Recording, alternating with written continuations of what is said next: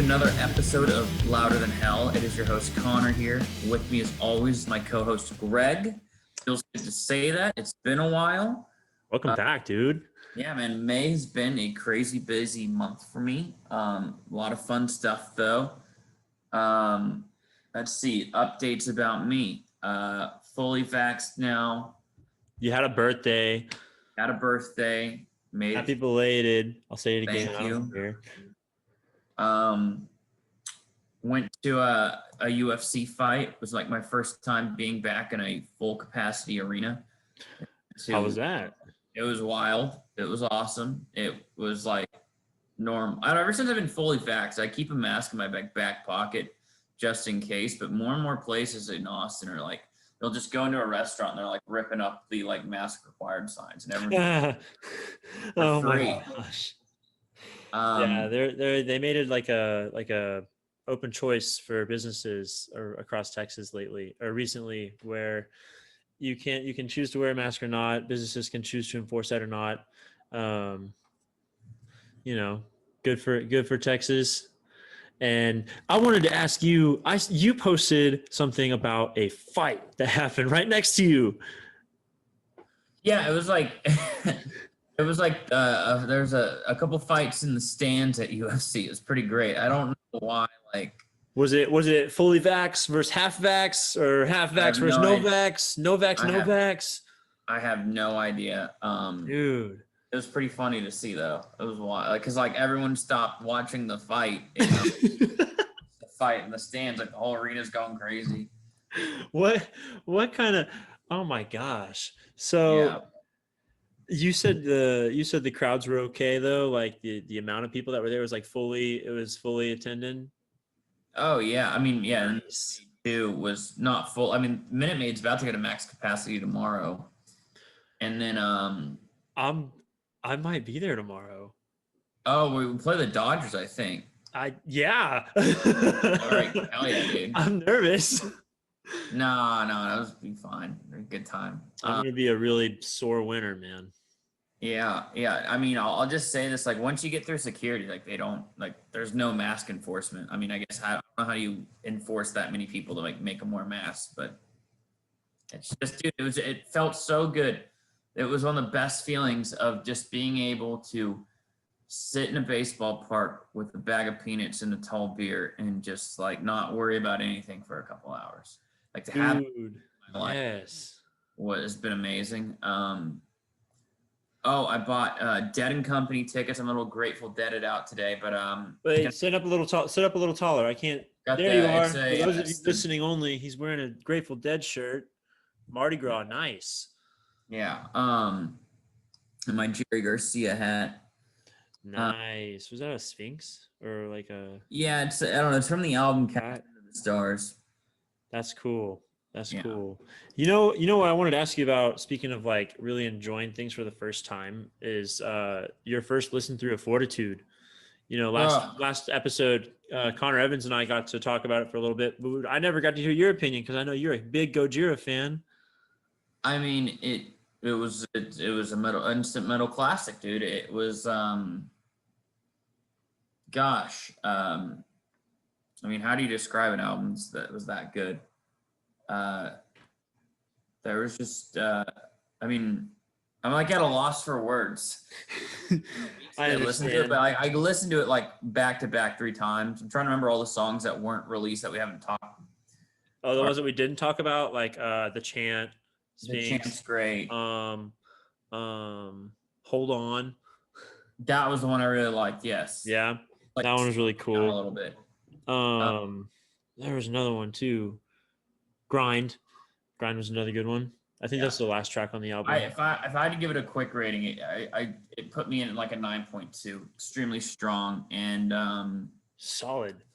Yeah, very, very much so solid. Let me hit a quick timeout on the podcast real quick. I just noticed something I need to put away. Dude, of course.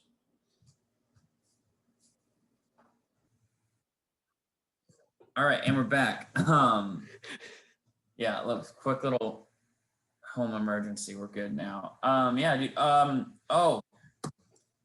dude. You also got to let us know about I what's got up. surprised. Another new WVH Mammoth track or Mammoth WVH track got dropped.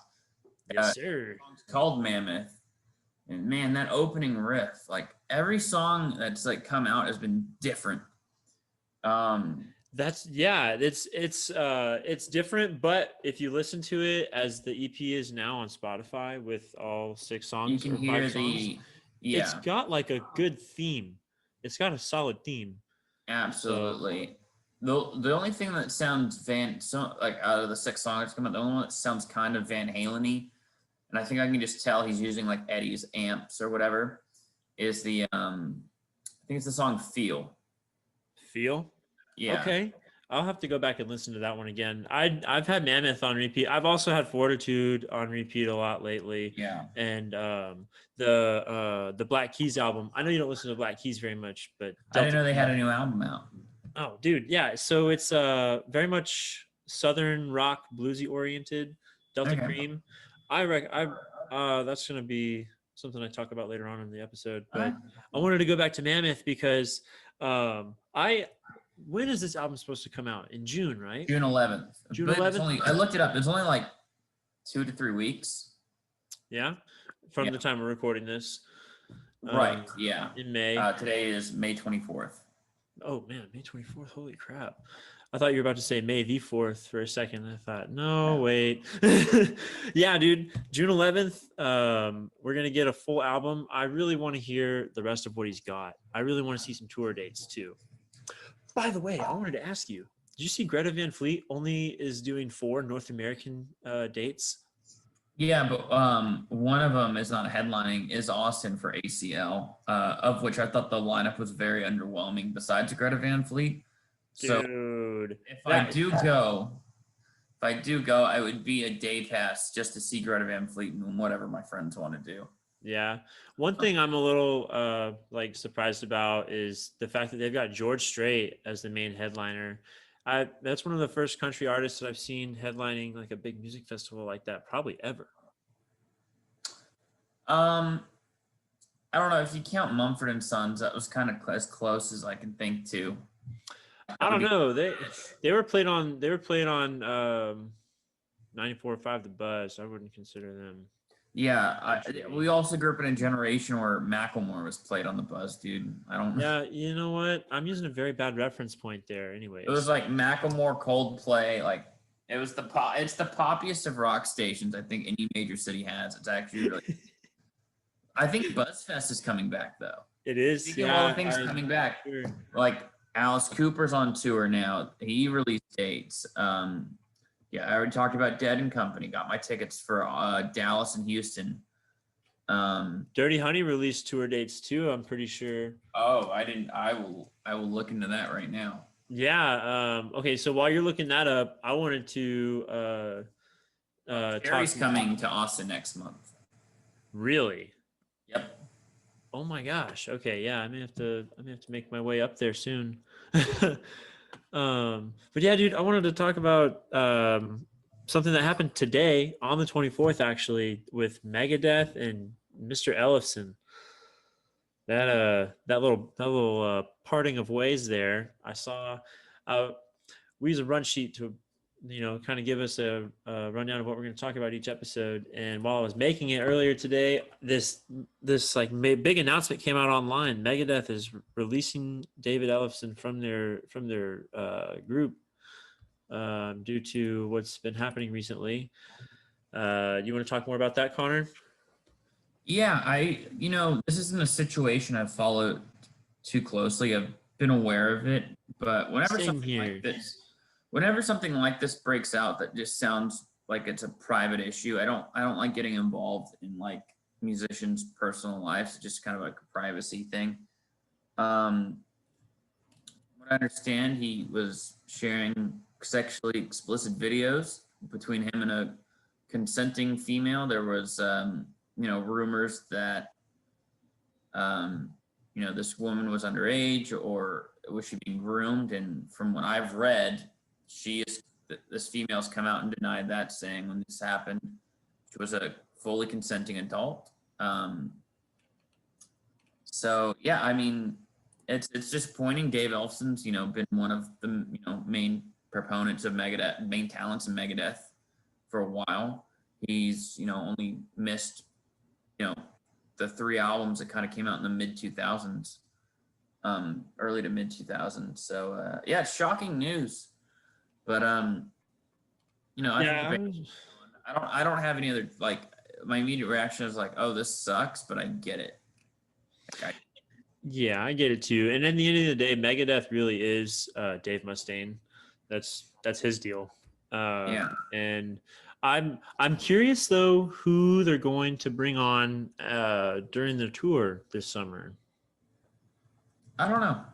I don't know, Good man. question. Who do you think could? I mean, I'm sure they'll find a perfect replacement. I'm sure they will too. I thought my first thought, but I realized immediately it most likely won't work out, was Les Claypool. Yeah, I could see that. That'd be funny. Yeah, I mean that'd be really cool. Or maybe Jason Newsted. Oh, that would be an interesting choice. Getty Lee, no. Oh, whoa, that would be so cool. That would be wild. That'd be a wild card. A couple days ago was 6 or 7 years anniversary for us seeing them on their R40 tour. I saw that. That was amazing, man. It's been almost a year since I was in quarantine watching that movie. You do it. Like, dude, yeah. I remember you drove I've over been and having made me like a copy of that. Yeah, I realized I've recently like had a realization that I've kind of blocked 2020 out of my memory for the most part, because I was like, oh my god, a year ago I was like locked in my apartment. Yeah, it's like it's weird. Part of my like short-term memory from like the beginning of 2021 kind of meshes like January and February into 2020, just like that's 2020 basically, because I didn't really go outside that much, with like it being cold and Texas freezing. But grass is growing, trees are getting greener, and people are getting out and about. It feels really good to get out and about, man. It does, dude. Like I said, I mean, I'm out and about almost every day now with my pursuing comedy and stuff in Austin. It's been crazy. By the way, you have a show coming up this summer, right? I am gonna be oh god, got me. This upcoming Saturday, I'm doing an opening spot at the Roma Room in Austin, opening for Big Al Gonzalez. And that'll be Saturday, May 29th at 9:30. If this episode airs before that, come out, see me. What about the one at the end of June? That is up in the air. The 23rd? Yeah, that's not gonna happen. Oh, okay. Well, all right. I may end up coming to Austin around the 29th then. Okay. I've been trying to make my way up there now that summertime is here. I want to be able to say I've been everywhere by the end of the year. Oh, like and look at you just segueing right into the run sheet for that new Super. Right. Did you listen to it? I didn't even listen to it. Yes, it's fun, man. I like fun. it. Yes. Okay. Is it Rob Zombie singing? Yeah, I think it's gonna be really, really cool. I feel like you really get all their personalities out in the song. It's a cover. Johnny Cash, I've Been Everywhere. LA Rats, by the way, is Rob Zombie, Nikki Sixx of Motley Crue, John 5. He's performed with Rob Zombie and Marilyn Manson. And, no, it's Marilyn Manson's in the band? No. John 5's performed with him. Oh, okay. All right. I was like, no, dude. I don't think he's making music for a long time. If he is, no one's listening to it or gonna want to hear it, No. Sadly. But and then lastly, the drummer is Tommy Clufetos. He's drummed for Ozzy. Sabbath. Yeah, and Sabbath. Yeah, Ozzy and Sabbath drummer, yeah. Yeah, and Rob Zombie too. He's drummed with Rob Zombie too. God, that man gets around. So they all kind of know each other. And I feel like that's like a big plus whenever guys like this are getting together. And it is so cool. They're doing a whole soundtrack for for this movie, the Ice No. Road. Yeah, yeah, it has like Liam Nielsen in it and stuff. It looks like they made Ice Road Truckers like an actual action fiction movie. It's Ice Road Truckers with Liam Neeson's daughter in the back of a truck.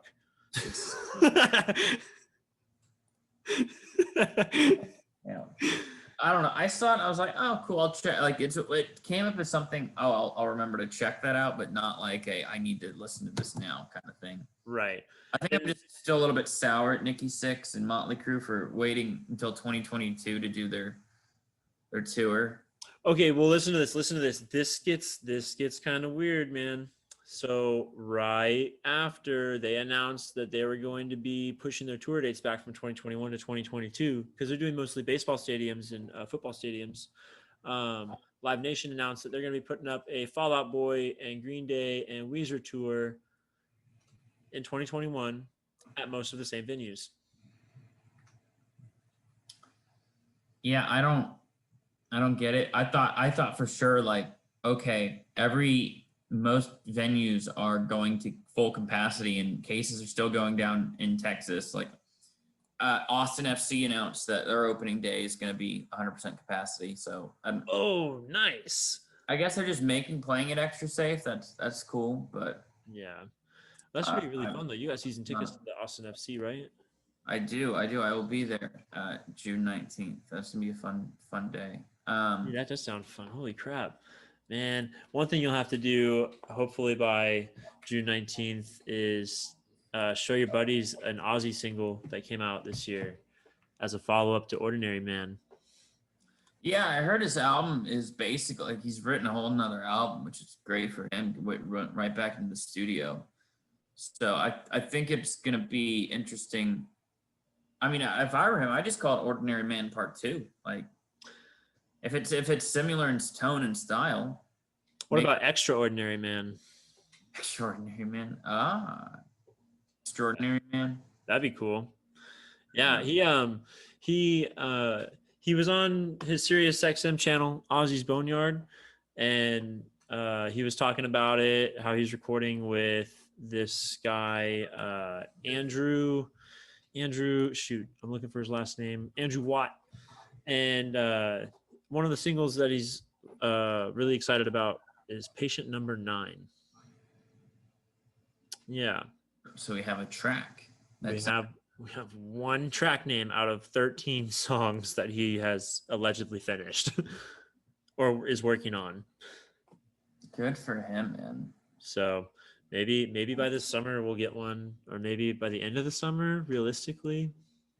Yeah. Awesome. We'll see.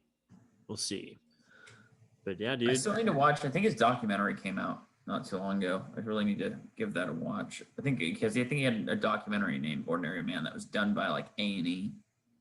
Really? Yeah, I'll have to check that out too. Yeah. That sounds awesome. Sounds familiar. Hopefully it'll bring the same energy that he brought to Ordinary Man. Maybe even like I don't know, revived version of like Prime Ozzy. Who knows? Well, I got nothing else. You got a recommendation for us this week, dude? I do. Got more of not necessarily albums, just random things I've been listening to. Yes. I got really back into like Pink Floyd. I think last time I was on, I recommended like Roger Waters' album. Yes. Let's see. There's a song called "The Post-War Dream." It's off the first track off Pink Floyd's album, The Final Cut.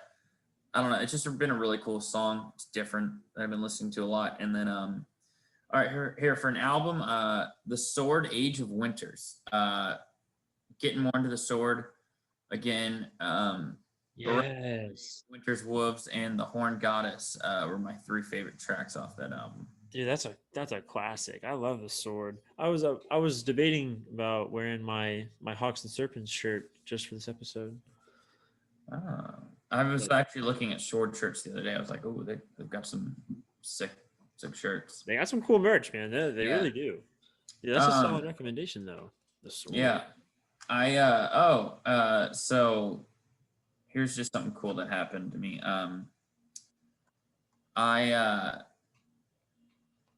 so I work at the Vulcan Gas Company in Austin, Texas. It's like one of my little side gigs. I help with the production of the comedy shows there.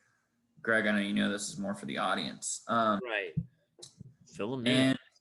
And who else do I meet but comedian and former host of that metal show, Don Jameson.